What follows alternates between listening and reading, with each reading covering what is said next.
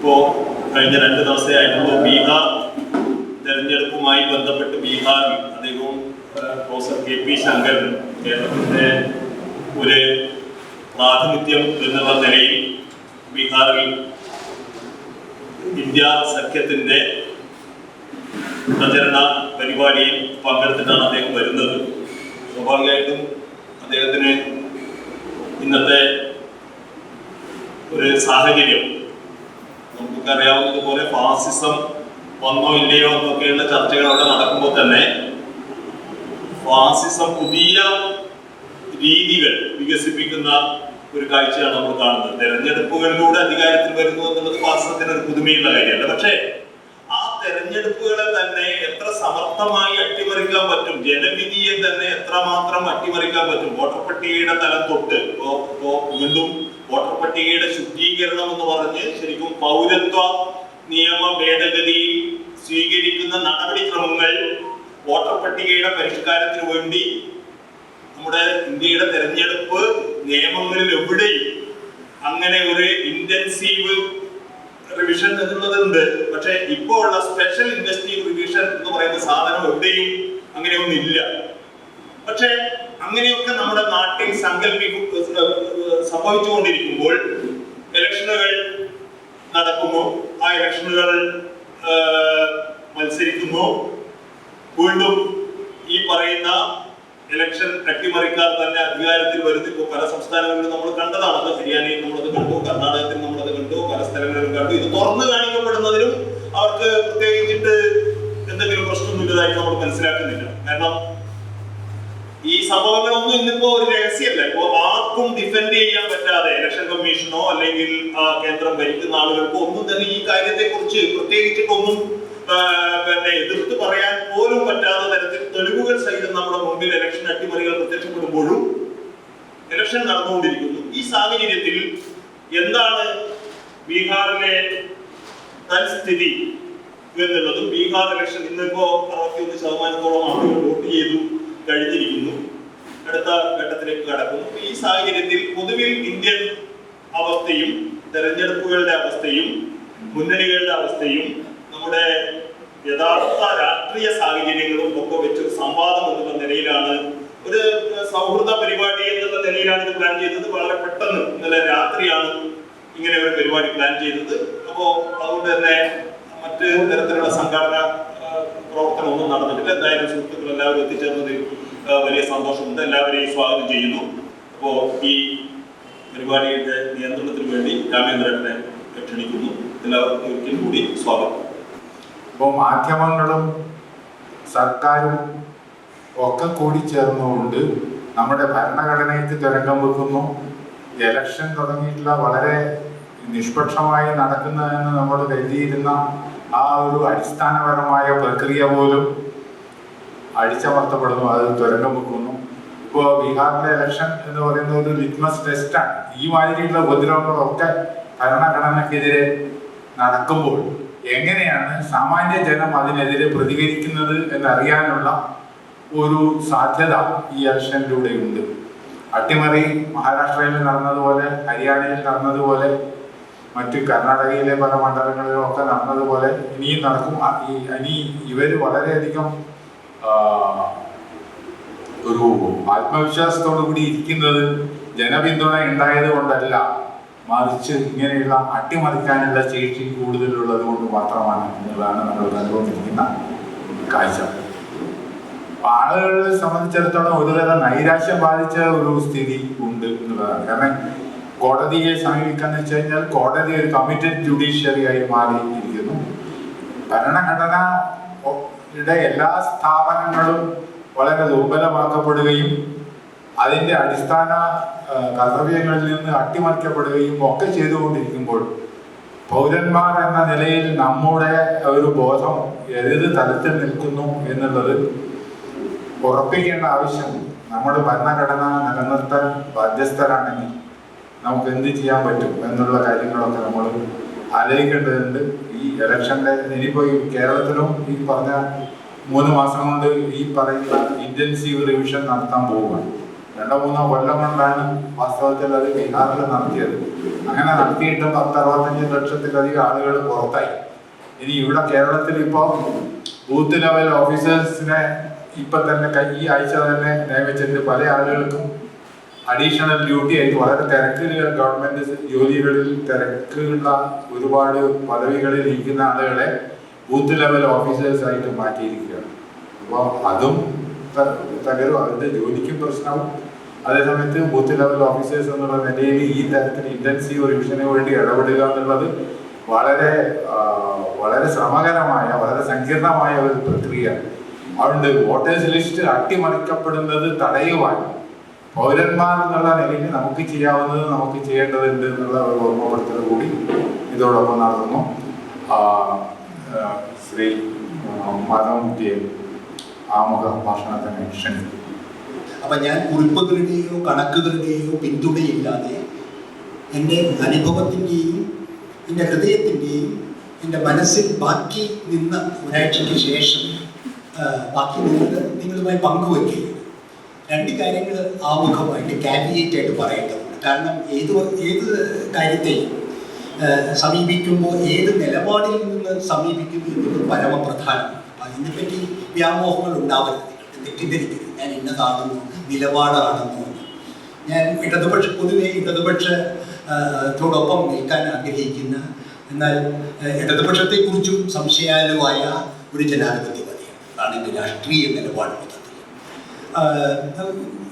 നീണ്ട കാലത്തെ മാധ്യമ പ്രവർത്തനത്തിന് ശേഷം ഒരു പ്രത്യേക സാഹചര്യത്തിൽ VS അച്യുതാനന്ദൻ്റെ വ്യക്തിപ്രഭാവത്തിന് പുറകിലുണ്ടായിരുന്ന ജനകീയ പിന്തുണയിൽ അസ്വസ്ഥനായി. അതിൻ്റെ പുറകിലുണ്ടായിരുന്ന ആ ബിംബസൃഷ്ടിയുടെ പുറകിലുണ്ടായിരുന്ന രാഷ്ട്രീയത്തെ മനസ്സിലാക്കാനുള്ള സൗകര്യം ലഭിച്ചതുകൊണ്ട് അത് ജനാധിപത്യ രാഷ്ട്രീയത്തിന് വിരുദ്ധമാണ്. ആ ഭക്തി രാഷ്ട്രീയം എന്ന് ഉറപ്പിൽ, എൻ്റെ മനസാക്ഷിയുടെ ഉറപ്പിൽ അതിനുവേണ്ടി പറയുകയും അത്തരത്തിൽ CPM-ന്റെ ഒരു സഹയാത്രികനാവുകയും ചെയ്തതാണ്.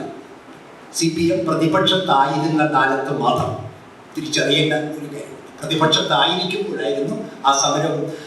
എനിക്ക് എൻ്റെ മനസാക്ഷിയുടെ അടിസ്ഥാനത്തിൽ, എനിക്ക് എൻ്റെ ദുർബലമായ മാർക്സിസത്തെ കുറിച്ചുള്ള അറിവിൻ്റെ അടിസ്ഥാനത്തിൽ, എൻ്റെ കമ്മ്യൂണിസ്റ്റ് പാർട്ടികളെ പറ്റിയുള്ള പ്രതീക്ഷയുടെ അടിസ്ഥാനത്തിൽ ഞാൻ ഒരു നിലപാടെടുത്തത് കൊണ്ട് പാർട്ടികളുമായി ബന്ധമില്ലാതിരുന്ന ഞാൻ ഒരു പ്രത്യേക കാലഘട്ടത്തിൽ ആ വിഭാഗീയതയുടെ CPM വിഭാഗീയതയുടെ ഒരു പക്ഷം പിടിക്കുന്ന ആളായി കേരളത്തിൽ വരികയും അങ്ങനെ വിലയിരുത്തപ്പെടുകയും അങ്ങനെ തെറ്റിദ്ധരിക്കപ്പെടുകയും ചെയ്തൊരു വ്യക്തിയാണ്. അതുകൊണ്ട് തന്നെ ഇവിടുത്തെ വ്യക്തിപ്രഭാവത്തെയും തിരിച്ചറിയാനുള്ള ഒരു താക്കോൽ എൻ്റെ കയ്യിൽ അത് അവശേഷിപ്പിച്ചു. ആരെ ഭക്തി രാഷ്ട്രീയം എവിടെ കണ്ടാലും അത് തിരിച്ചറിയാനും അതിനെ എതിർക്കാനുമുള്ള ഒരു ഇച്ഛാശക്തി ആ രാഷ്ട്രീയം എന്നെ പഠിപ്പിച്ചു. ഇതാണ് എൻ്റെ ഒരു പൊതുബാക്ക്ഗ്രൗണ്ട്. ഞാൻ വളരെ പരമ്പരാഗതമായ അർത്ഥത്തിൽ ഫാസിസ്റ്റ് വിരുദ്ധ രാഷ്ട്രീയമാണ്.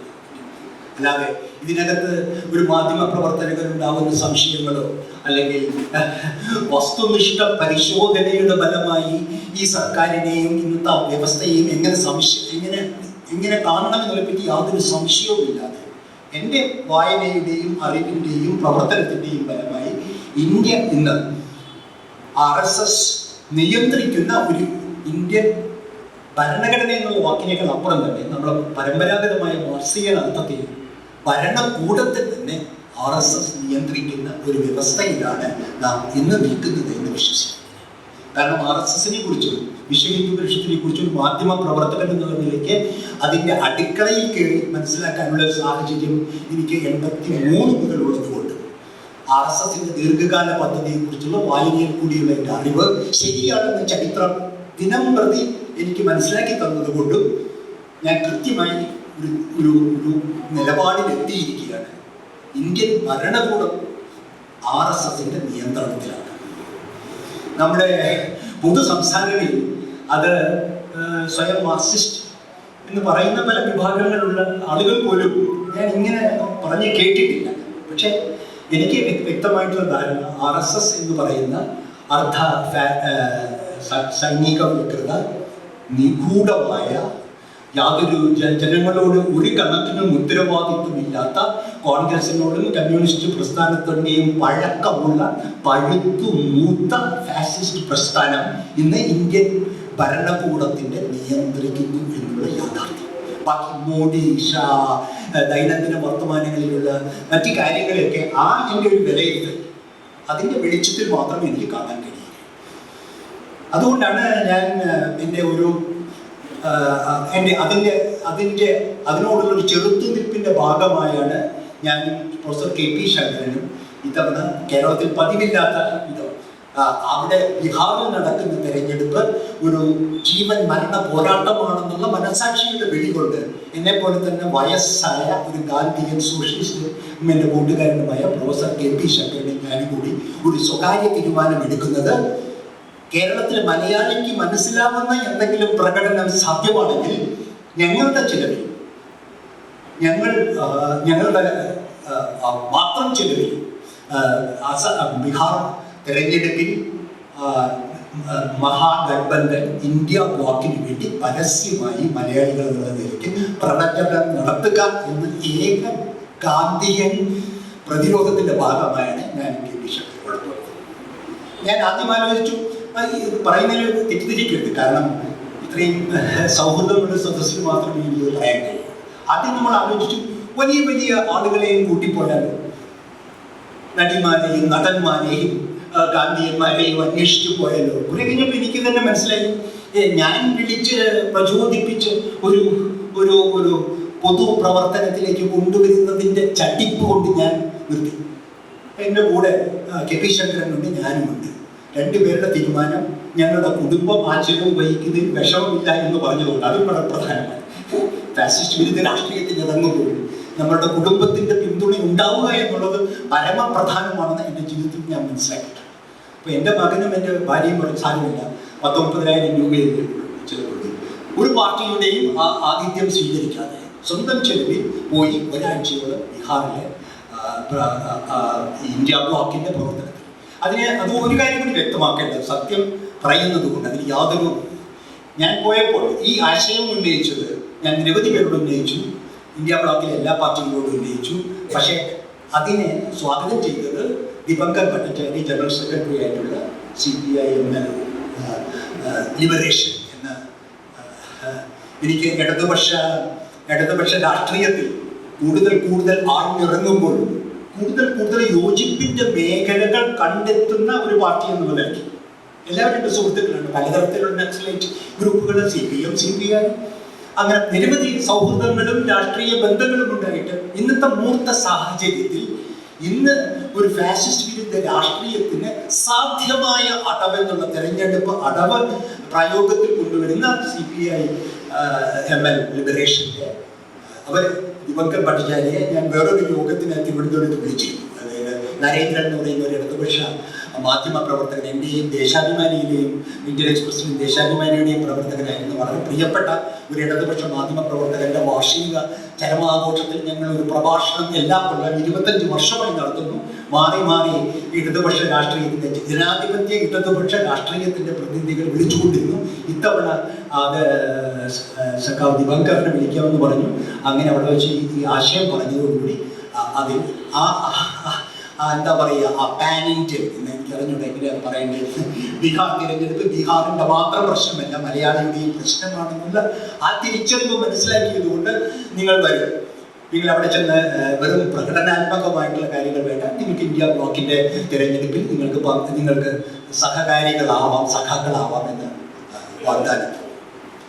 അതിൻ്റെ അടിസ്ഥാനത്തിലാണ് ഞങ്ങൾ 27-ാം തീയതി ബീഹാറിൽ പോവുകയും അതിനുശേഷം ഈ 2-ാം തീയതി 1-ാം ഫേസ് തെരഞ്ഞെടുപ്പ് പ്രചരണം കഴിഞ്ഞതോടുകൂടി തിരിച്ചു വരികയും ചെയ്യും. അതായത് പശ്ചാത്തലം എന്നെക്കുറിച്ച് തെറ്റിദ്ധാരണകളോ അല്ലെങ്കിൽ എന്നെ ഏതെങ്കിലും വാർപ്പ് മാതൃകയിൽ പ്രതിഷ്ഠിച്ച് എൻ്റെ രാഷ്ട്രീയത്തെ നിങ്ങൾ കീറി മുറിക്കരുത്.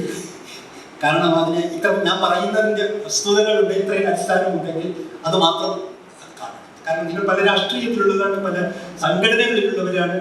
പക്ഷെ ഞാൻ അങ്ങനെയല്ല. ഞാൻ പറഞ്ഞാൽ ഇപ്പോഴും ഒരു അഗനൈസ്ഡ് ലെഫ്റ്റിസ്റ്റ് ആണ് എൻ്റെ അനുഭവങ്ങൾ. അപ്പോൾ ഇത് എത്ര ഒരു മനുഷ്യന് തുറന്ന് ഒരു ആന്റി ഫാസിസ്റ്റ്, ഏറ്റവും വിശാലമായ ആന്റി ഫാസിസ്റ്റ് നിലപാട് എടുക്കാമോ അത് എടുത്തുകൊണ്ടിരിക്കുന്നു എന്ന് ഞാൻ വിശ്വസിക്കുന്നു. തെറ്റായേക്കാം. അതിൻ്റെ ഫലമായിട്ടായിരുന്നു ഈ ബീഹാർ അതിസാഹസം. അപ്പോൾ അതിന് ഞാൻ ഇനി പെട്ടെന്ന് അതിന് പറയാം.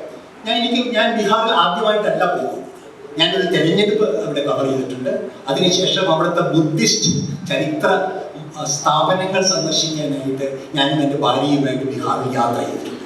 അപ്പൊ എനിക്ക് ബീഹാർ പുതിയതല്ല, നിങ്ങൾക്കും പുതിയതല്ല. നിങ്ങളും എനിക്കോ പുതുതായൊന്നും പറയാനില്ലാത്തത് കൊണ്ടാണ് ഞാൻ പറയുന്നത്. ഇവിടെ ഇരിക്കുന്ന ഓരോരുത്തർക്കും ബീഹാറിനെ കുറിച്ചുള്ള എന്ത് സങ്കല്പമാണോ അത് അക്ഷരം പ്രതി ശരിയാണ് സഖാക്കൾ.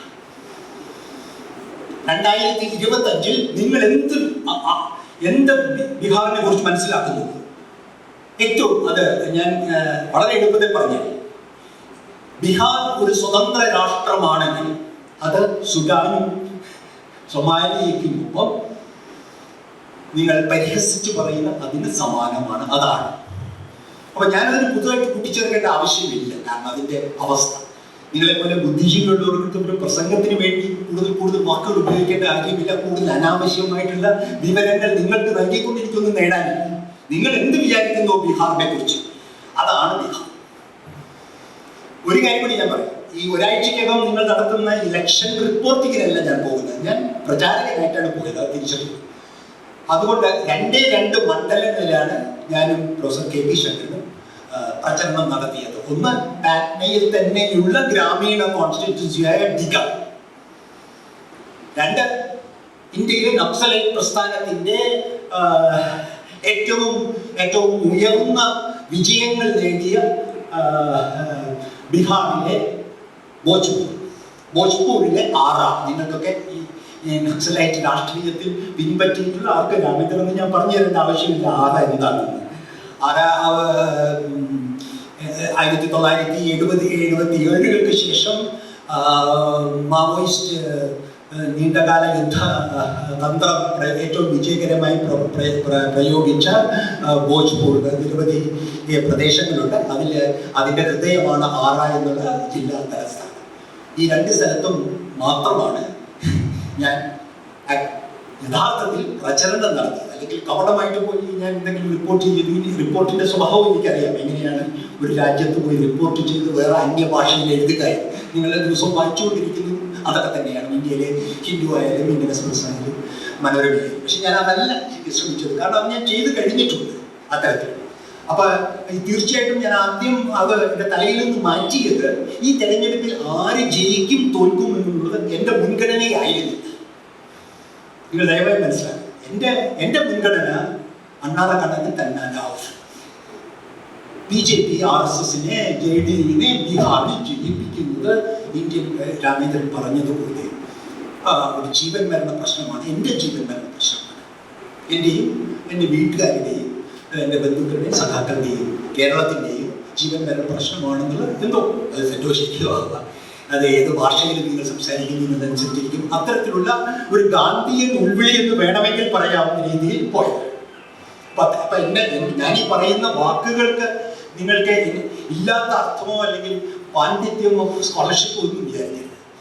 ഇത് മാധ്യമപ്രവർത്തകനോ അല്ല ബീഹാർ പണ്ഡിതനുമല്ല. ബീഹാർ പണ്ഡിതന്മാർ ഇന്ത്യയുടെ ചരിത്രത്തിൽ ധാരാളം ഉണ്ടായിട്ടുണ്ട്. ബീഹാറിനെ കുറിച്ച് എഴുതലാണ് കേരളത്തിൽ ഇന്ത്യയിലെ ബൗദ്ധിക വളർച്ചയുടെ ലക്ഷണം എന്നുള്ളത് പലരും കരുതാറുണ്ട്. ജാതി, വർഗം, പട്ടിണി, ഫ്യൂഡലിസം, ഇങ്ങനെ എല്ലാത്തിൻ്റെയും എളുപ്പത്തിൽ നിങ്ങൾക്ക് ഗവേഷണം ചെയ്യാൻ എളുപ്പമുള്ള ഒരു സ്ഥലമാണ് ബീഹാർ. നിരവധി ആളുകൾ ഞാൻ വായിച്ചു വളർന്നത് അങ്ങനെയാണ്. അരവിന്ദ് നാരായൺ ദാസ് മാവോയിസ്റ്റ് പ്രസ്ഥാനവുമായിട്ട് സൗഹൃദമുണ്ടായിരുന്ന ടൈംസ് ഓഫ് ഇന്ത്യയുടെ എഡിറ്റർ ബീഹാറിനെ കുറിച്ച് എഴുതാത്ത പണ്ഡിതന്മാരില്ല, പരീക്ഷിക്കാത്ത എഴുത്തില്ല. അപ്പൊ അതുകൊണ്ടാണ് ഞാൻ പറഞ്ഞത്. പക്ഷേ അതിനെല്ലാം ശേഷവും നമ്മളുടെയും നിങ്ങളുടെയും പോലെയുള്ള ഒരു അറിവ് തന്നെയാണ് അറിയേണ്ടത്. അതിപ്പോൾ ഏറ്റവും കൂടുതലെ കണക്ക് വളരെ എളുപ്പത്തിന് വേണ്ടി വളരെ 20 മിനിറ്റിൽ പറയാൻ ചുരുക്കണമെങ്കിൽ ഇത് ആമുഖം തന്നെ വളരെ നീണ്ടുപോകുന്നതായിട്ട് എനിക്കറിയാം. പക്ഷെ നിവൃത്തിയില്ല. സത്യസന്ധമാവുമ്പോൾ അല്പം അധികം പ്രസംഗം ചെയ്തു പോകും. കാരണം നമ്മളിവിടെ മനസ്സിലാക്കലിന്റെ പ്രശ്നമുണ്ട്. അത് എന്തിൻ്റെയും ഞാൻ എന്തുകൊണ്ട് പറയുന്നു എന്നുള്ളത് എനിക്ക് കടക്കുമ്പോൾ ഞാൻ എന്താണ് എൻ്റെ സന്ദർഭം എന്താണെന്നത് മനസ്സിലാക്കണം. നിങ്ങളുടെ പോലെ പുറത്തു നിന്നുള്ളൊരു നിരീക്ഷണമോ ഇന്ത്യൻ രാഷ്ട്രീയത്തിന്റെ അങ്ങനെയല്ല ഞാൻ കണ്ടത്. ഞാൻ ചെയ്യാവുന്നത്. അപ്പോൾ അതിലറിയാം എളുപ്പത്തിൽ നിങ്ങൾക്ക് മനസ്സിലാവേണ്ടത്. നിങ്ങൾ പറയുന്നതിൽ എനിക്ക് നടക്കേണ്ട പെർ ക്യാപിറ്റ ഇൻകം എന്ന് പറയുന്ന മുതലാളിത്ത കണക്കിന്റെ അടിസ്ഥാനത്തിൽ ഒരു കൊല്ലം ബീഹാറിൽ 2 ലക്ഷം രൂപയുണ്ട് ഒരു കൊല്ലം. അതായത് അത് കേരളത്തിൽ അത് 1 കോടി അങ്ങനെ അപ്പൊ അത് ഈ പറയുന്ന ഏറ്റവും ദരിദ്രമായിട്ടുള്ളത്. ആ ദരിദ്രത്തെ പറഞ്ഞു കഴിഞ്ഞാൽ നിങ്ങൾ ബീഹാറിൽ പോയിട്ടുണ്ടെങ്കിൽ, ഞാൻ പോയിട്ടുള്ളത് ചേരി പ്രദേശത്ത്, ബിഗയിലും ആണ് ചേരി പ്രദേശത്ത്, ഒരു മുസ്ലിം പ്രദേശത്ത്. ഞാൻ BJP RSS കേന്ദ്രങ്ങളിൽ പോയില്ല, അത് തിരിച്ചറിയില്ല.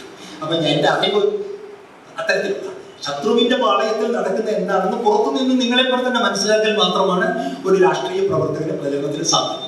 അപ്പൊ അതിനെക്കുറിച്ച് അതിൻ്റെ ഔദ്യോഗികമായിട്ടുള്ള ഒരു അംഗീകൃതമായിട്ടുള്ള ഞാൻ പറയുന്ന എന്തെങ്കിലും സാധുതയുണ്ടെന്ന് ഞാൻ സ്വയം കബളിപ്പിക്കുന്നില്ല, നിങ്ങളെയും കബളിപ്പിക്കുന്നില്ല. കാരണം എനിക്ക് അറിഞ്ഞുകൂടാ BJP RSS കേന്ദ്രങ്ങളിൽ അടുക്കളയിൽ എന്താണ് ബീഹാറിൽ പാചകം ചെയ്തുകൊണ്ടിരിക്കുന്നതെന്ന് എനിക്കറിയില്ല. പക്ഷെ എനിക്ക് ഊഹിക്കാൻ കഴിയുന്നു, വളരെ എളുപ്പത്തിൽ അതിലേക്ക് വരാം. ബീഹാറിലെ ഇലക്ഷൻ ഒരു കാപ്പട്ടമായിട്ടുള്ള ഇലക്ഷൻ. അതിന് ഇനി ഹൈഡ്രജൻ ബോംബ്, ഇന്നലത്തെ ഹൈഡ്രജൻ ബോംബിന്റെ ആവശ്യമില്ല, മഹാരാഷ്ട്രയുടെ കണക്കുകൾ ആവശ്യമില്ല. നിങ്ങൾ അവിടെ ചെന്നിറങ്ങിയാൽ നിങ്ങൾക്ക് മനസ്സിലാകും അവിടുത്തെ സകല അവിടുത്തെ ഇലക്ഷൻ മെഷീനറി മുഴുവൻ RSSനും JDUവിനും വേണ്ടി മാറ്റിക്കഴിഞ്ഞു. അതെനിക്ക് അറിഞ്ഞുകൂടെ, ഞാൻ മലയാളം പത്രങ്ങൾ വായിക്കാൻ എനിക്ക് സൗകര്യം ഉണ്ടായില്ല കേരളത്തിൽ പുറത്തായതുകൊണ്ട്. പക്ഷെ എനിക്ക് അറിഞ്ഞുകൂടെ നിങ്ങൾക്ക് ആ വിവരം തന്നിട്ടുണ്ടോ എന്ന്. എല്ലാ പൊളിറ്റിക്കൽ ഒബ്സർവേഴ്സും RSSന്റെ ഹാൻഡ് പിക്ഡ് ആണ്. അതിൽ അധികവും ഗുജറാത്തിൽ നിന്നും UP യിലും മറ്റു ഉദ്യോഗസ്ഥരാണ്. പ്രിസൈഡിംഗ് ഓഫീസർമാർ ഭൂരിഭാഗവും RSSന്റെ ഹാൻഡ് പിക്ഡ് ആയിട്ടുള്ള തിരഞ്ഞെടുക്കപ്പെട്ട ആളുകളാണ്. ഒരു കാര്യം ഞാൻ പെട്ടെന്ന് പറയും, നിങ്ങൾക്ക് എൻ്റെ ലിവിങ് മോമെന്റ് എന്താണ് ബീഹാറിൽ. മാനിഫെസ്റ്റോ, നമ്മുടെ മഹാഗഠബന്ധന്റെ മാനിഫെസ്റ്റോ യോഗത്തിൽ ഞാൻ പോയിരുന്നു. മൗര്യ ഹോട്ടലിലാണ് മഹാഗഠബന്ധന്റെ പഞ്ചനക്ഷത്ര ഹോട്ടലിലാണ് ലാലു പ്രസാദിന്റെ മകൻ തേജസ്വി യാദവ് പ്രകടന പത്രിക പുറത്തിട്ട്. അതിനുശേഷം തേജസ്വി നടത്തിയ ഒരു പ്രസംഗം എന്നെ അത്ഭുതപ്പെടുത്തുകയും എന്നെ ആഹ്ലാദിപ്പിക്കുകയും ചെയ്തു. അത് അദ്ദേഹം പറഞ്ഞൊരു കാര്യം, ബീഹാറിൽ ഇലക്ഷൻ പ്രവർത്തനത്തിന് ഏർപ്പെട്ടിരിക്കുന്ന ഉദ്യോഗസ്ഥന്മാർക്ക് ഒരു മുന്നറിയിപ്പ്. നിങ്ങൾ എന്താണ് ചെയ്യാൻ പോകുന്നതെന്ന് ഞങ്ങൾക്ക് ഇപ്പോഴേ അറിയാം. നിങ്ങൾ ഞങ്ങളുടെ വോട്ടുകൾ തടസ്സപ്പെടുത്തുകയും സാവധാനത്തിലാക്കുകയും ചെയ്യും. അത് തുടക്കത്തിലായിരിക്കും. 4 മണിയോടുകൂടി കള്ളവോട്ടുകളും RSS BJPയുടെ വോട്ടുകളും കൂട്ടത്തോടു കൂടി പോൾ ചെയ്യിപ്പിക്കുന്നതിന് അവസാനത്തെ മണിക്കൂറുകൾ നിങ്ങൾ RSSനെയും BJPയും സഹായിക്കും. ഒരു കാര്യം മാത്രം പറയുക, ടീച്ചേഴ്സ് പറഞ്ഞത് ഒരു കാര്യം മാത്രം നിങ്ങളോട് പറയുന്നു. ഞങ്ങൾ ജയിച്ചാലും തോറ്റാലും നിങ്ങളെ വെറുതെ വിടുകയില്ല.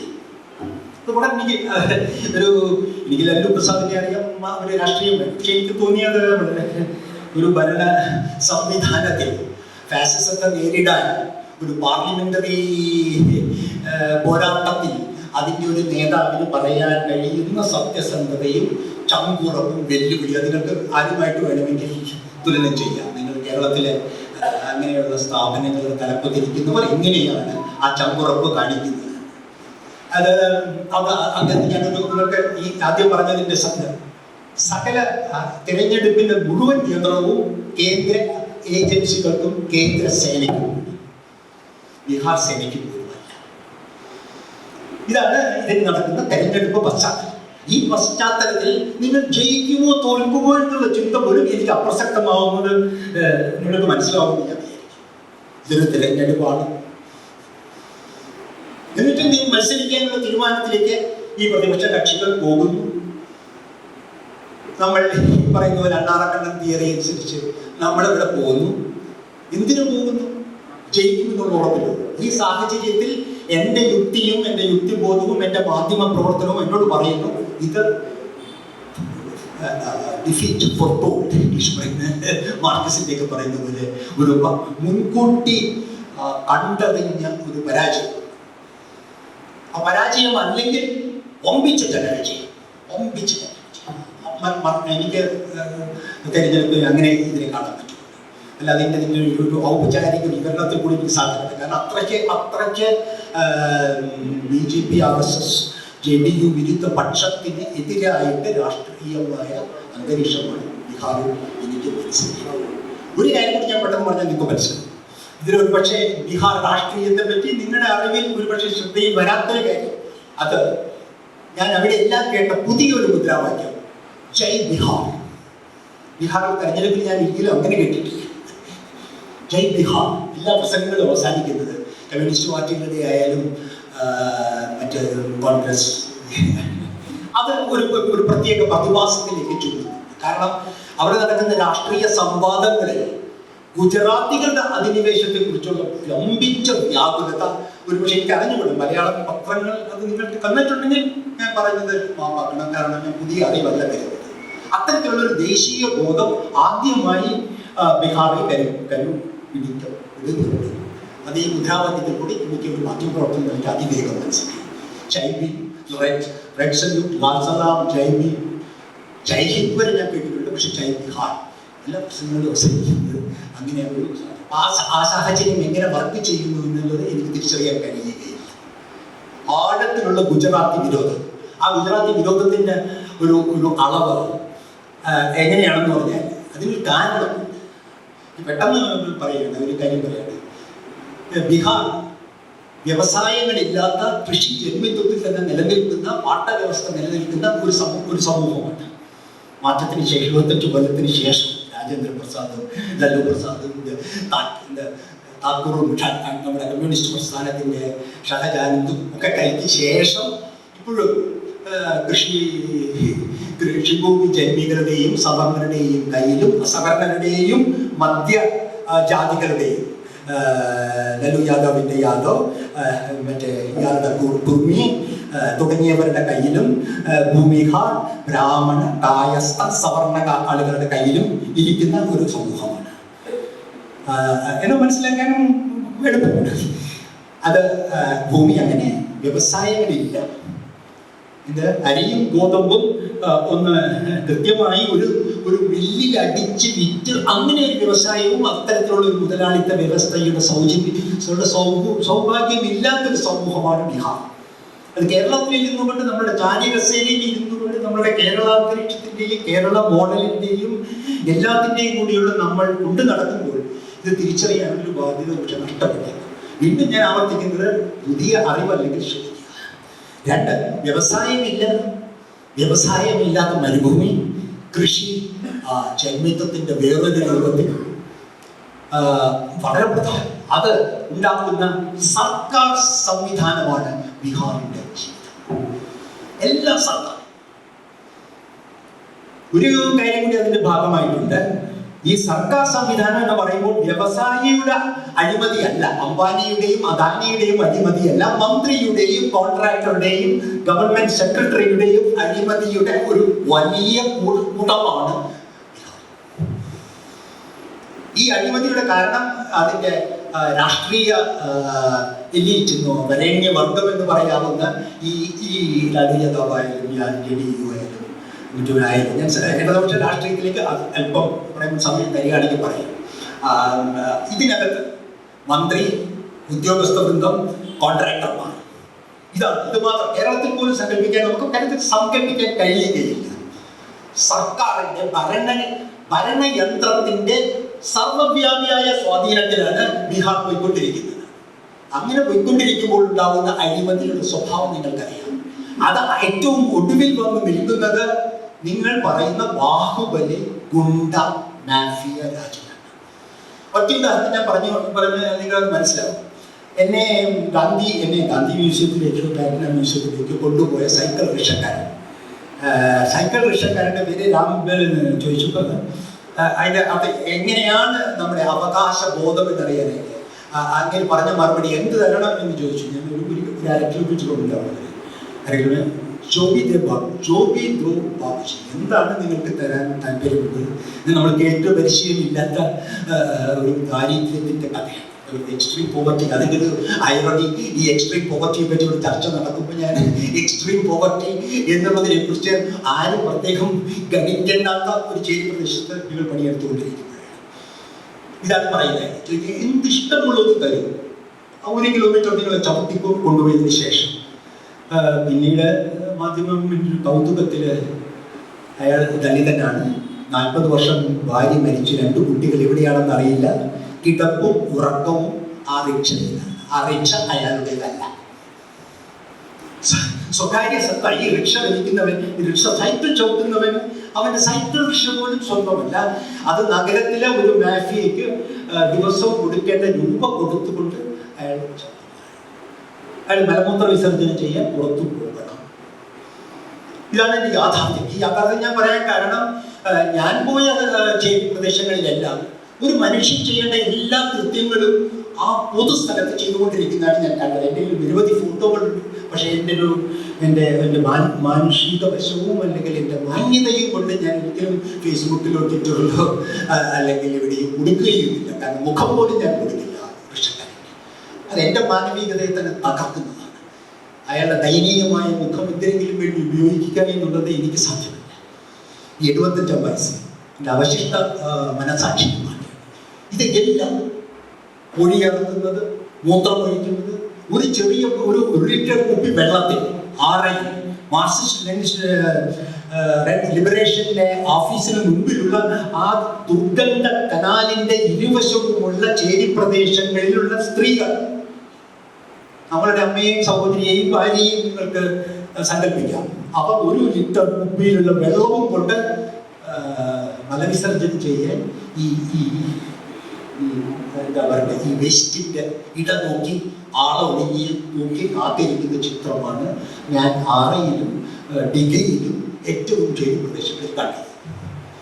ഇതിന് അബ്ജക്റ്റ് എന്നൊരു വാക്ക് ഇംഗ്ലീഷിലില്ല, എനിക്ക് അറിഞ്ഞൂടെ എങ്ങനെയാണെന്ന്. വിവരണമില്ലാത്ത പട്ടിണി അല്ലെങ്കിൽ വിവരണമില്ലാത്ത ജീവിതം അല്ലെങ്കിൽ എന്താ അഭിമാന നഷ്ടം എന്ന് എനിക്കറിയാം എന്താണ് പറയേണ്ടത്. വ്യക്തിയുടെ അഭിമാനമോ സാമൂഹ്യ അഭിമാനമോ മനുഷ്യാഭിമാനമോ ഒന്നുമില്ലാത്ത ഇരുകാലി ജീവിതത്തിന്റെ ഏറ്റവും നഗ്നമായിട്ടുള്ള ചിത്രങ്ങളിലാണ് നമ്മൾ ബീഹാറിന്റെ തെരഞ്ഞെടുപ്പിന്റെ അതിൻ്റെ ഒരു യാഥാർത്ഥ്യം പലപ്പോഴും ചർച്ച ചെയ്യപ്പെടാത്ത നമ്മൾ എങ്ങനെയും RSS ഓടിക്കുക എന്നുള്ള ഒരു ധൃതിയിൽ ഒരു പക്ഷേ ബീഹാറിന്റെ അവസ്ഥ, ആ ബീഹാറിൽ ഏത് ബീഹാറിൽ നിന്നാണ് നമ്മൾ ഫാസിസത്തെ തുരത്തേണ്ടത്? കേരളത്തിന്റെ സൗജന്യങ്ങളില്ലാത്ത, കേരളത്തിന്റെ സ്വാതന്ത്ര്യങ്ങളില്ലാത്ത, കേരളത്തിന്റെ അവകാശങ്ങളില്ലാത്ത, കേരളത്തിലെ മൈക്രോസ്കോപ്പ് വെച്ച് എക്സ്ട്രീം പോവർട്ടി അന്വേഷിക്കുന്ന ഒരു സമൂഹത്തിൽ നിന്നല്ല.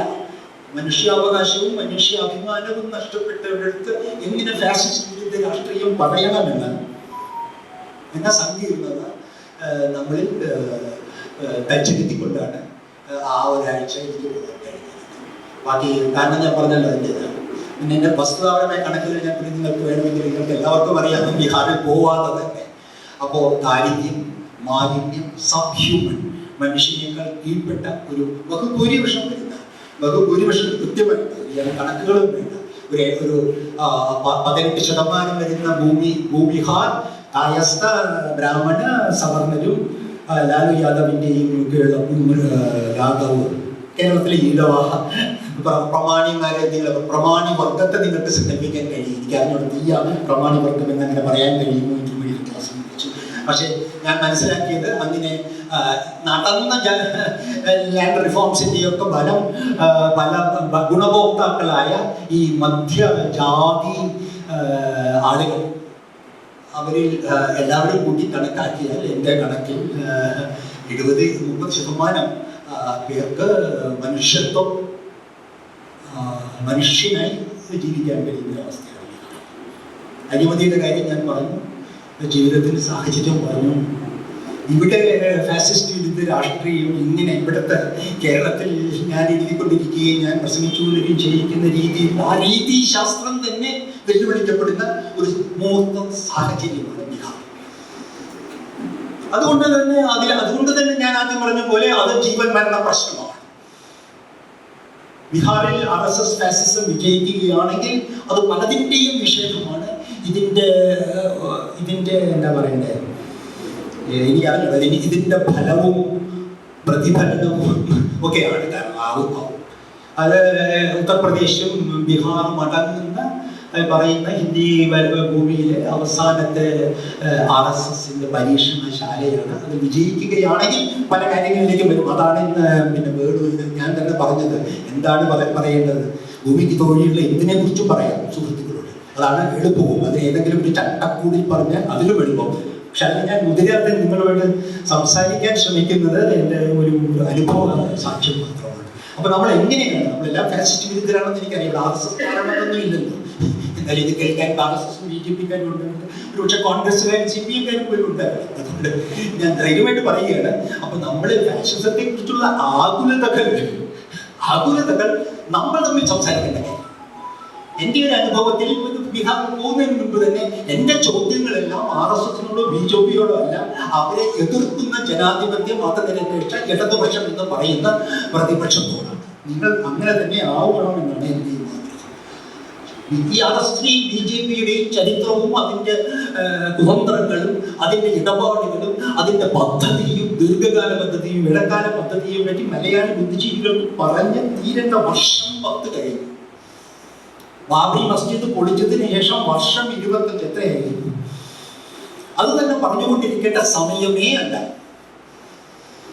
അതുകൊണ്ട് എൻ്റെ ചോദ്യങ്ങൾ, ബാക്കിയുള്ള ചോദ്യങ്ങളെല്ലാം കോൺഗ്രസിലെ രാഹുൽ ഗാന്ധിയോടും CPM-ലെ MABയോടും ലാലു യാദവിനോടും ഒക്കെ തന്നെയാണ്. തൽക്കാലികമായിട്ട് എത്ര കാലം അവരോടും ചോദിച്ച് നിരാശനാവേണ്ടി വരും എന്നുള്ളത് എൻ്റെ പ്രായത്തിൻ്റെ കണക്കിൽ ഞാൻ ഭാഗ്യവാനാണ്. കാരണം അധികം ചോദിച്ച് 75 വയസ്സുകാല ആൾക്ക് അധികം ചോദിക്കേണ്ടി വരികയില്ല. ഇതിന് ഉത്തരവാദി നിങ്ങൾ ഇതിനെ ചെറുക്കൂ എന്ന് പറയാൻ ഉണ്ടാവില്ല. പക്ഷേ നമ്മൾ ചെറുക്കേണ്ടിയിരിക്കുന്നു. അതിനെ ചെറുക്കിരിക്കുന്നതിൻ്റെ ഒരു മുഖം തിരഞ്ഞെടുപ്പ് തന്നെയാണ്. ആ തെരഞ്ഞെടുപ്പിൽ ഇത് വളരെ ഒരു കാര്യം കൂടി ഞാൻ പറഞ്ഞല്ലോ, സ്ത്രീകളുടെ കാര്യം. അത് സ്ത്രീകളെ പറ്റി പറയാതിരിക്കുന്നതിൻ്റെ വളരെ ഇതിൽ തന്നെ സവിശേഷമായ അടിച്ചമർത്തലും അവഗണനയുമാണ് ബീഹാർ സർക്കാർ. ഒറ്റ ഉദാഹരണം പറയാൻ നമുക്ക് മനസ്സിലാവും. ഞാൻ ആദ്യം സൂചിപ്പിച്ച തെരഞ്ഞെടുപ്പ് പത്രിക പ്രകാശനത്തിൽ ഞാൻ അത്ഭുതപ്പെട്ടു. രണ്ടുപേര് പുരുഷ കേസരികൾ, പലതരത്തിലുള്ള വേഷം, തൊപ്പിയിട്ട് ഷോളിട്ട കമ്മ്യൂണിസ്റ്റുകാരൻ, ഒരേ ഒരു സ്ത്രീ. 20 പേർ ബീഹാറിന്റെ വിവിധ കക്ഷികൾ, പ്രതിപക്ഷ കക്ഷികൾ പ്രതിനിധീകരിച്ച് അവിടെ ഇരിക്കും. ഒറ്റ സ്ത്രീ. ഞാൻ അത് കഴിഞ്ഞിട്ട് ഞാൻ അവിടെ ഇരുന്ന് ഇടതുപക്ഷ നേതാക്കളോട് ചോദിച്ചു, ഇത് കേരളത്തിലാണെങ്കിൽ അസാധ്യമാണ്, ഇവിടെ തന്നെ ഇത് അസാധ്യമാണ്. ഞാൻ സാധാരണ സ്ത്രീകൾ തീരെ ഇല്ലാത്ത വേദിയും അലങ്കരിക്കാറില്ല, ഒന്നും പോകാറില്ല. ഞാൻ പറഞ്ഞു സ്ത്രീകളില്ലെങ്കിൽ പിന്നെ അതിൽ പോകുന്നതിന് അർത്ഥമില്ല, പുരുഷന്മാർ തമ്മിൽ പറഞ്ഞതിൻ്റെ കാര്യമില്ല. ബീഹാറിൽ അങ്ങനെ CPIM ലിബറേഷന്റെ ഒരു സംസ്ഥാന നേതാവെന്നുള്ള സ്ത്രീ വന്നപ്പോൾ അവരെ 2ാം നിരയിൽ ഇരുത്തിക്കൊണ്ടാണ് ഈ പ്രഖ്യാപനം. അവന് മനസ്സിലാവുന്ന എനിക്കത് ഉറപ്പാണ്. ഇതാണ് അവസ്ഥ. അപ്പൊ സ്ത്രീകളുടെ കാര്യത്തിൽ പ്രത്യേകം പറയുന്ന സ്ഥലമൊക്കെ ഇവിടെ ഉള്ളതുണ്ട്. സ്ത്രീകളുടെ സവിശേഷ പീഡനം പണ്ട് തന്നെയാണ്. എനിക്ക് സ്ത്രീകളുമായി തെരഞ്ഞെടുപ്പ് പ്രചരണത്തിൽ സംസാരിക്കാൻ കഴിഞ്ഞത് ബീഹാരി സ്ത്രീകൾ വളരെ അപൂർവം. അവരെല്ലാം കോളേജ് വിദ്യാർത്ഥിനികളായിട്ടുള്ള പഠിച്ച ബുദ്ധിജീവികളായ രാഷ്ട്രീയമായി ഇടതുപക്ഷത്തിനോട് കൂടെ നിൽക്കുന്ന വിദ്യാസമ്പന്നരായ സ്ത്രീകൾ. അതും പലരും പുറത്തു നിന്ന് വന്ന പ്രത്യേകിച്ച് ലിബറേഷന്റെ നല്ല ചുറുചുറുക്കുള്ള യുവാക്കളായിട്ടുള്ള ആളുകൾ. ഡൽഹി യൂണിവേഴ്സിറ്റി, പഞ്ചാബിൽ നിന്നുള്ളൊരു കർഷക സ്ത്രീ. അപ്പൊ എന്താണ് യഥാർത്ഥത്തിൽ നടക്കുന്നത്? ഈ തിരഞ്ഞെടുപ്പിൽ സ്ത്രീയുടെ പങ്കെന്താണ് ബീഹാറിൽ? ഇത് നമ്മളുടെ കണക്കുകൂട്ടലിൽ ഉണ്ടോ? നമ്മുടെ ഫാസിസ്റ്റ് വിരുദ്ധ രാഷ്ട്രീയത്തിലുണ്ടോ? എനിക്ക് അറിഞ്ഞൂടാ. അത് എനിക്ക് മനസ്സിലാക്കാൻ കഴിഞ്ഞില്ല. പക്ഷെ ഞാൻ വീണ്ടും അതിൻ്റെ സങ്കീർണതകൾ നിങ്ങളോട് കുരുക്കഴിക്കാൻ ആവശ്യപ്പെടുകയാണ്. സ്ത്രീകളുടെ ഞാൻ ആദ്യം പറഞ്ഞല്ലോ, 1 ലിറ്റർ കുപ്പി വെള്ളത്തിൽ കക്കൂസിൽ പോകാനായിട്ട് സ്ഥലം തേടുന്ന ബീഹാരി സ്ത്രീ. ആ സ്ത്രീ എന്ത് സിംബിളൈസ് ചെയ്യുന്നു അത് തന്നെയാണ് അധികാര രാഷ്ട്രീയത്തിൽ സ്ത്രീയുടെ സ്ഥാനം. ഇതാണ്. അപ്പൊ ഞാൻ വേറെ പെട്ടെന്ന് പറയുകയാണ്. ഭൂമി, തൊഴിൽ,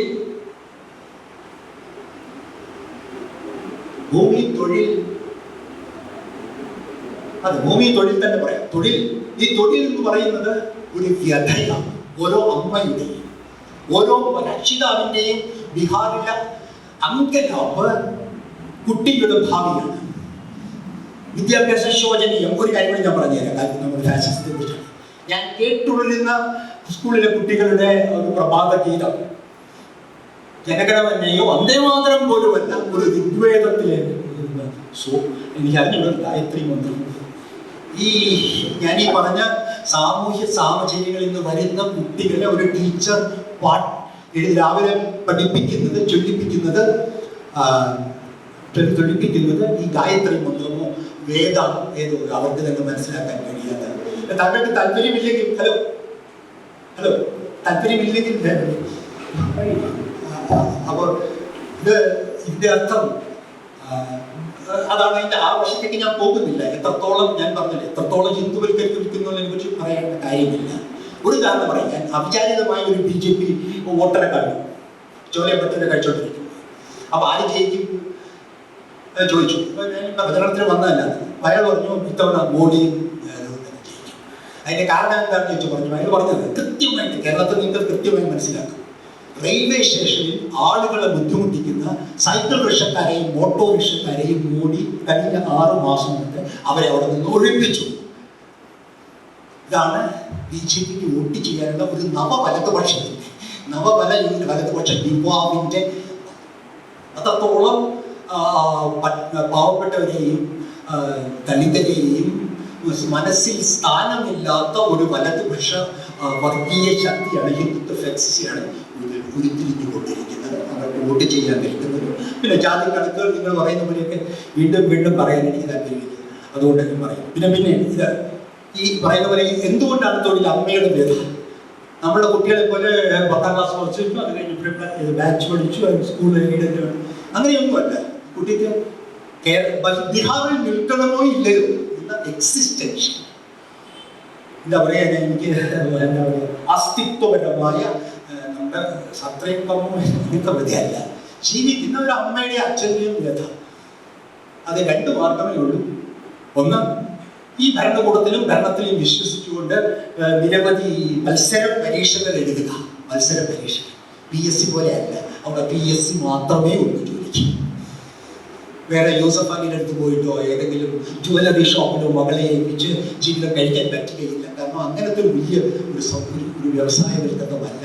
സർക്കാർ ജോലി തന്നെയാണ് അഭിവാഞ്യയും ആഗ്രഹം. അങ്ങനെയുള്ളൊരു സാമൂഹിക സാഹചര്യത്തിൽ കുട്ടിയെ എങ്ങനെയെങ്കിലും റെയിൽവേയിൽ, എങ്ങനെയെങ്കിലും സർക്കാരിലേക്ക് ഒരു അറ്റൻഡറായി, പ്യൂണായി, ക്ലർക്കായി കയറ്റാനെന്നുള്ളതാണ് ഏത് ജാതിയിൽപ്പെട്ട ദരിദ്രരായ സാധാരണ ജനങ്ങളുടെ ജീവിതത്തിലെ മുഖ്യ വെല്ലുവിളി. അതിൽ നമ്മൾ കാണുന്ന പോലെ അധികം പേരും ബീഹാർ വിടുകയാണ്. 10ാം ക്ലാസ്സും 12 വയസ്സും അല്ലെങ്കിൽ പട്ടാളത്തിൽ ചേരുക. അതുകൊണ്ടാണ് നമ്മൾ ഈ പറയുന്ന പോലെ ചോദ്യപേപ്പർ ചോർച്ച ഇത്ര അസ്തിത്വപരമായ ഒരു പ്രശ്നം, സാമൂഹ്യ പ്രശ്നമായി ബീഹാറിൽ മതനിരപേക്ഷ പാർട്ടികൾ ഏറ്റുപറയുന്നത്. എനിക്കത് നിങ്ങളോട് പറയാൻ കഴിഞ്ഞ സന്തോഷമുണ്ട്. ഇല്ലെങ്കിൽ നിങ്ങൾ തെറ്റിദ്ധരിക്കുക. എന്താണ് ഒരു സാമൂഹ്യ ജീവിതത്തിന്റെ ഹൃദയം എന്താണ്? അതായത് പലതും ഉണ്ടാവും. അടിസ്ഥാന വ്യഥ എന്താണെന്ന് ചോദിച്ചാൽ എനിക്ക് ഇതേപോലെ അമ്മയുടെ വ്യഥ. കുട്ടിയെ പുറത്തയക്കണമോ, ഇവിടെ പട്ടിണി കിടന്ന് എന്തെങ്കിലും ജോലിയോ മാഫിയയുടെ പണം കൊടുത്ത് എന്തെങ്കിലും തൊഴിലോ ചെയ്യാൻ പറ്റും. എനിക്ക് തോന്നുന്നതാണ് എൻ്റെ സാമൂഹിക യാഥാർത്ഥ്യം. അതിനപ്പുറമുള്ള രാഷ്ട്രീയ വിമർശനങ്ങളും ഉണ്ട്. നിങ്ങൾക്ക് പത്രങ്ങളിൽ നിന്നും കോളമുകളിൽ നിന്നും വായിക്കാം. കണക്കുകളും നിങ്ങൾക്ക് ഈ RSS ഗവൺമെന്റിന്റെ കീഴിലും ലഭ്യമാണ് ഇതിന് വരച്ചു തരാനായിട്ട്. ഒരു കാര്യം കൂടി ഞാൻ പറഞ്ഞു തരാം. അതുപോലെ തന്നെ ഈ സ്ത്രീകളെയാണ് JDU, അതായത് നിതീഷും RSSും ചാക്കിലാക്കിയിരിക്കുന്നത്. ഇത്തരത്തിലുള്ള ഒരു സ്ത്രീകളുടെ അടുത്താണ് 10,000 രൂപയുടെ വാഗ്ദാനവുമായി RSS. അതിനു മുൻപ് തന്നെ ഇതിനെ മനസ്സിലാക്കിക്കൊണ്ട് ജാതിയെ മറികടക്കുന്നതിന് നമ്മുടെ ഇടതുപക്ഷവും മതനിരപേക്ഷവാദികളും നമ്മൾക്ക് ഇപ്പോഴും വഴി അറിയാതെ നിൽക്കുമ്പോൾ RSSും JDUവും ജീവിക ഇവിടെ പത്രങ്ങൾ എഴുതിയിട്ടുണ്ടോ എനിക്കറിയില്ല. ജീവിക എന്നൊരു സംഘടന കുടുംബശ്രീക്ക് തത്തുല്യമായി അവിടുത്തെ 80% സ്ത്രീകളെയും അംഗമാക്കിക്കൊണ്ടുള്ള ഒരു ശൃംഖല RSS, BJP, JDU നേതൃത്വത്തിൽ കഴിഞ്ഞ 10 വർഷമായി അവിടെയുണ്ട്. അതിൽ കൂടിയാണ് ഈ 10,000 രൂപ വീടുകളിൽ എത്തിക്കുന്നത്. ഇതോടുകൂടി ഒരു സാമൂഹ്യ ചിത്രം ഇതിൽ കൂടുതൽ എനിക്ക് പറയാൻ കഴിയുകയില്ല. ഇതിനെ മറികടക്കാൻ ഒരു ശ്രമമാണ് നടക്കുന്നത്. ഒരു കാര്യം കൂടി പെട്ടെന്ന് പറഞ്ഞുകൊണ്ട് ഞാൻ അവസാനിപ്പിക്കുന്നു. എൻ്റെ ചർച്ചകൾ ഭൂമിയുടെ പ്രശ്നം കൈകാര്യം ചെയ്യാനായിട്ട് ഒരു കാര്യം കൂടി പറയേണ്ടത് ഇടതുപക്ഷത്തിന് ഉള്ളതിലധികം സ്വാധീന ശക്തിയുള്ളതാണ് മഹാഗഠബന്ധൻ. കാരണം CPIM ലിബറേഷൻ്റെ കോർ ഏരിയകൾ, ആ വോട്ടുകൾ ദലിത് വോട്ടുകളും സാധാരണ തൊഴിലാളികളുടെ വോട്ടുകളുമാണ്. അത് കൺസോളിഡേറ്റഡ് ആയിട്ട് 3 ഭാഗങ്ങളായി നിൽക്കുന്നുണ്ട്.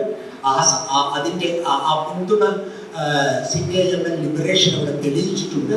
അതുകൊണ്ട് ഈ ബൂർഷ്വ കൂട്ടുകെട്ടി അവർക്ക് ഒരു ചെറിയ സ്വാധീനമുണ്ട്.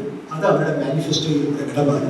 രണ്ട് കാര്യങ്ങൾ മാത്രം ആ ഇതിനെ മറികടക്കാനായി ഞാൻ ആദ്യം പറഞ്ഞ ശത്രുവിൻ്റെ എല്ലാ ശക്തികളെയും മറികടക്കാനായിട്ട് ദുർബലമായി പ്രതിപക്ഷത്തിൻ്റെ മാനിഫെസ്റ്റോയിൽ എഴുതി ചേർത്തിട്ട് ഒന്നാണ് നമ്മൾ 67 തീർത്ത കുടികിടപ്പ് 7 സെന്റ്.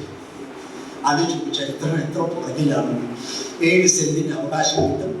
ഒരു കുടുംബത്തിൽ നിന്ന് ഒരാൾക്ക് ഒരു ജോലി കൊടുക്കും. ഇതാണ് തേജസ്വിയുടെയും CPI CPM ലിബറേഷനും ഒക്കെയുള്ള എല്ലാത്തരം നിറമുള്ള CPM കമ്മ്യൂണിസ്റ്റ് പാർലമെന്ററി എല്ലാവരുടെയും കൂടിയുള്ള ഈ കോൺഗ്രസുമായിട്ടുള്ള മുന്നണി കേരളത്തിൽ ഇനിയും സങ്കല്പിക്കാൻ കഴിയാത്ത ഒരു ഫാസിസ്റ്റ് വിരുദ്ധ മുന്നണിയുടെ പുരോഗമനപരമായ ഒരു ഉന്മുഖത ഞാൻ അതിലാണ് കണ്ടത്. അതിന്ന് ഈ തൊഴിലും ഈ ഭൂമിയുടെയും കാര്യം അവരെങ്ങനെ കൈകാര്യം ചെയ്യുന്നു എന്ന് നിങ്ങൾക്ക് മനസ്സിലാവും.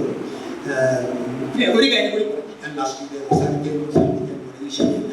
അത് മുസ്ലിം രാഷ്ട്രീയത്തെ കുറിച്ചാണ്. മുസ്ലിം രാഷ്ട്രീയത്തെ കുറിച്ചാണ് ഇവിടെ ഞാൻ സഖാവുമായിട്ട് വലിയ ചർച്ചയായിരുന്നു. ഇങ്ങനെ മുസ്ലിങ്ങളെ തുല്യ അളവിൽ അവരുടെ കുടുംബ നിയമത്തെയും അല്ലെങ്കിൽ അവരുടെ ദുരാചാരങ്ങളെയും RSSനോടൊപ്പം നമ്മളെങ്ങനെ വിമർശിക്കണമെന്നും അതില്ലാത്തതിൻ്റെ ഭാഗമായി നാം യുദ്ധം തോൽക്കുന്നതിൻ്റെയും സഖാവുകൾ സൂചിപ്പിച്ചു. അത് സത്യമാണ്. അത് പക്ഷെ ഒരു കാര്യം പറഞ്ഞാലും ഞാൻ മനസ്സിലാക്കിയാലും 18% മുസ്ലിം. അവർ തീർച്ചയായിട്ടും വലിയ ഭാഗം 90% അവർ മഹാഗഠബന്ധന് വോട്ട് ചെയ്യുന്നതാണ്. അവിടെയുള്ള മഹാഗഠബന്ധന്റെ തന്നെയുള്ള നേതാക്കളുടെ ആ 10% എന്നാണ്. നമ്മൾ വെള്ളാപ്പള്ളിയെ പറ്റിയുള്ള നമ്മളുടെ ആശങ്കകൾ നിങ്ങൾക്ക് തിരിച്ചറിയാൻ പറ്റും. വെള്ളാപ്പള്ളി പ്രതിനിധാനം ചെയ്യുന്ന ഈ മധ്യവർഗ ജാതി സമൂഹത്തിന്റെ തലവനെ എത്ര വോട്ടുകൾ അവരുടെ സമൂഹത്തിൽ നിന്ന് കൊണ്ടുപോകാൻ കഴിയുമോ എന്നുള്ള രാഷ്ട്രീയ ആശങ്കയുള്ള കേരളത്തിൽ മുസ്ലിം വോട്ടിൽ 10% നിങ്ങൾ RSSൽ പോകാൻ തയ്യാറായിരിക്കും. അത് വീണ്ടും മുസ്ലിങ്ങളുടെ ഇടയ്ക്കുള്ള ജാതി വിഭജനം, അത് കേരളത്തിലെ മാധ്യമങ്ങൾ ചർച്ച ചെയ്യാത്തത്. കേരളത്തിൽ ഒരു പക്ഷേ ഇനിയും മുസ്ലിം സമൂഹത്തിൽ വേണ്ട വിധം ഉരുത്തിരിഞ്ഞ് വരാത്ത ജാതി വ്യവസ്ഥയുടെയുണ്ട്. കേരളത്തിലും ഞാൻ മലബാറിൽ പ്രവർത്തിച്ചതുകൊണ്ട് എനിക്ക് അതിൻ്റെ സൂചനകൾ അറിയാം. പക്ഷേ അവരുടെ എല്ലാ ദുരാചാരങ്ങളുടെ കൂടെ ജാതി ചോദിച്ചുകൊണ്ടിരിക്കുന്നു. ഷെയ്ഖ് പത്ത എന്ന് പറയുന്നവർ 10% വരുന്ന ബിഹാരി മുസ്ലിംസ് RSS BJPക്ക് വണിയകളിലൊപ്പം വോട്ട് ചെയ്യാനുള്ള സാധ്യത. മുസ്ലിം ഏരിയകളിൽ പോയി പ്രവർത്തിച്ചപ്പോഴും അതിൻ്റെ പ്രവർത്തകരുമായിട്ടുള്ള കോൺഗ്രസ് CPM CPI തെറ്റിദ്ധാരണ വ്യാമോഹം എന്നാണ് കേരളത്തിൽ അതുണ്ടോ ഇല്ലയോ എന്നുള്ളത് വരാനിരിക്കുന്നതുള്ളൂ.